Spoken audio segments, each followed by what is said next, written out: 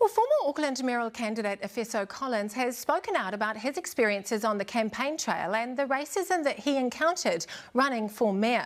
Collins says that his skin colour gave him a 20,000 vote deficit against his opponents and impacted how he shaped his political profile.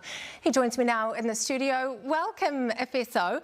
There will be people out there who immediately discount what you're saying today and say that this is sour grapes. You know, Efeso lost, and so he's come out and saying these things. Why did you decide to have this conversation? I think it was important to have this conversation now after the campaign. Look, I got soundly beaten, and so people don't need to worry about that. I'm not going to take out a lawsuit to get a recount or anything like that. I was soundly beaten.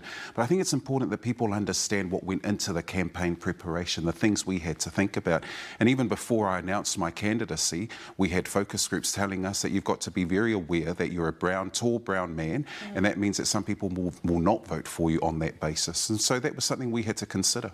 And what did you experience out there on the campaign trail? What did that racism look like? It was interesting. I remember there were a couple of campaign meetings where I would open in the reo and greet people in the reo, and often people would yell out things like, don't speak Maori and say it like that with the vowel sounds slightly incorrect, and say, just speak English, we don't need to hear that language here.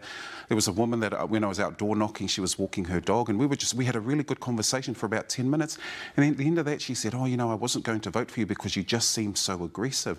And I thought we had a really pleasant conversation. I thought, I've got $1 million smile. And even then, she thought I was aggressive. So that's the reality that people like me have to face. Because, similar to Auckland Council, its own research said to us about 6 years ago when we were consulting on the public safety bylaw, that when it came to things that people feel safe about, it's I know my neighbour, we've got good festivals on.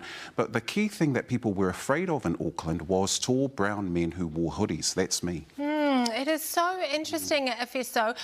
We often look overseas, don't we, and we see polarisation and division and sort of hate in a lot of politics overseas. But what this tells me is that it's happening here too, isn't it? Yeah, and even on the campaign trail, I got a real sense of the frustration and some anger.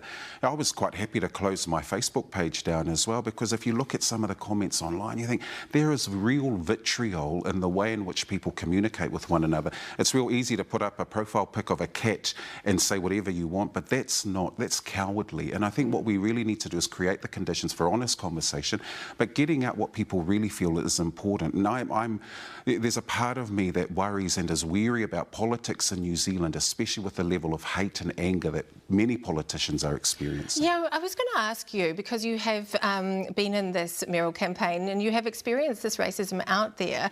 What do you think it says about the state of our country and the state of our politics? I think it shows us that, well, firstly, that the racism that does exist is real, and we've got to be able to unearth that and get it out of people so that we can have robust conversations. And the clinical psychologists around the world tell us that the key to addressing that is building strong relationships with people who don't look or sound like you. So whether it's racism, whether it's sexism that people are experiencing, whether it's Islamophobia, all of those things, we've got to build connections so that we're bridging those communities together and we understand each other better.